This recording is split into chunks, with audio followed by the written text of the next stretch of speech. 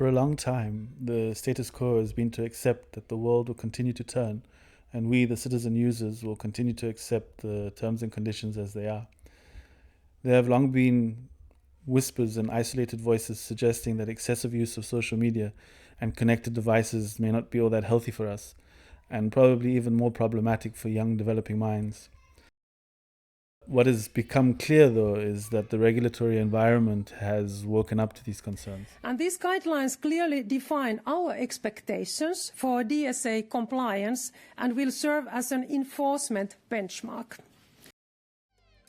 The European Union is a frontrunner in developing rules for new areas of human activity. The EU has introduced some groundbreaking legislation in areas of data privacy, big tech, and the like, with the introduction of both the General Data Protection Regulation and the Digital Services Act. In this video, we'll have a look at how the EU has added yet another layer to the protection of its citizens' rights, with the publication of guidelines on how large platforms are required to protect the privacy, safety, and security of minors who use their services. Now very clearly they show that what kind of actions we are expecting from the online platforms to comply with our rules. Being a parent of minor children likely puts you in an age group where you've witnessed the transition from pre-internet age to the present. The embedded reality of this is that you will most likely have a very different inclination to regulate your own children's online activity than your parents might have had towards you. As a parent, you might also have encountered conversations about risks for minors lurking in the online environment, or maybe even heard stories of situations where children are subjected to unfortunate experiences.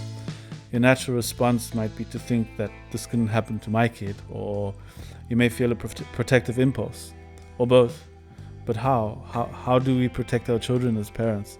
Do we understand the risks that online platforms pose to our children? How do we protect them without depriving them? For a long time, we've been part of a process where these large companies have spent time figuring out how to fine-tune their business models, while the real human consequences have not been built into the fundamental design. Safety by design and human well-being by design have only really been reactions to pressure, and often when it negatively affects shareholder interest only.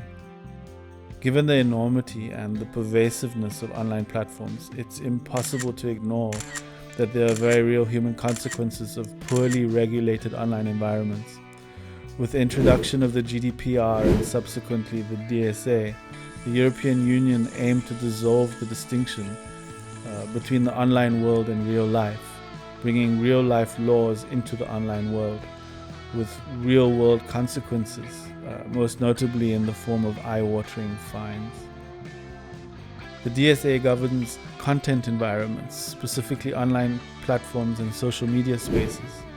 And within the DSA, Article 28 refers specifically to how minors need to be protected.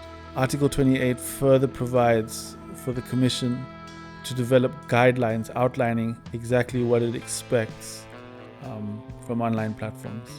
These guidelines are what the EU Commission has just published. It's important to underline that it's very clearly said that when minors are using services, the online platform have to make sure that very high level of privacy, safety and security is ensured for the minors.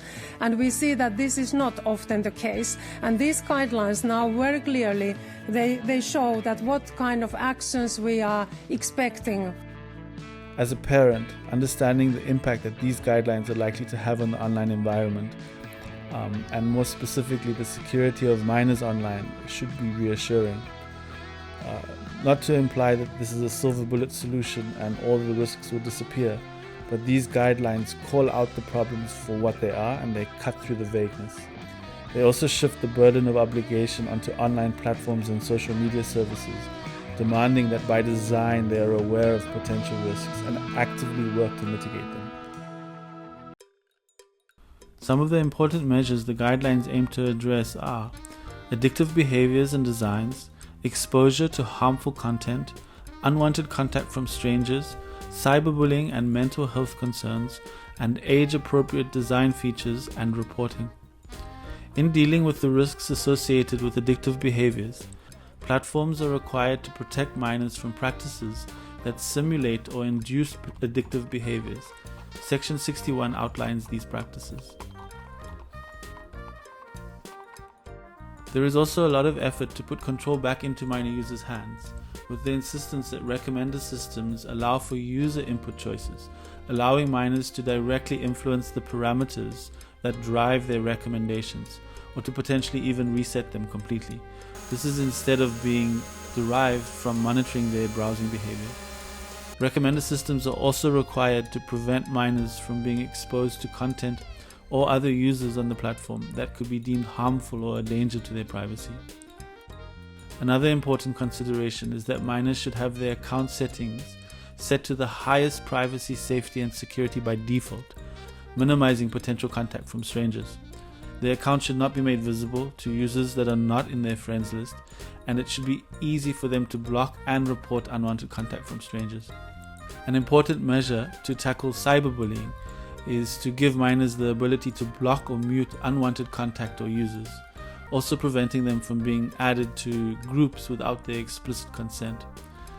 Services should prohibit users from being able to download or take screenshots of content that's posted by minors, with the aim of preventing unwanted sharing. Platforms are further required to build out comprehensive support and feedback systems that are easy for minors to use and understand. The reporting and feedback functionality requires platforms to make reporting easy, anonymous if necessary, easy to track, and that breaches to minors' privacy, safety, and security are prioritized. The guidelines further insist that platforms create tools to allow guardians to be able to monitor their children's online activity, but these tools are specifically not allowed to be considered a replacement to the risk mitigation features that platforms have to build in. While not a complete solution to children's health and safety online, these guidelines are clearly a shift in the right direction.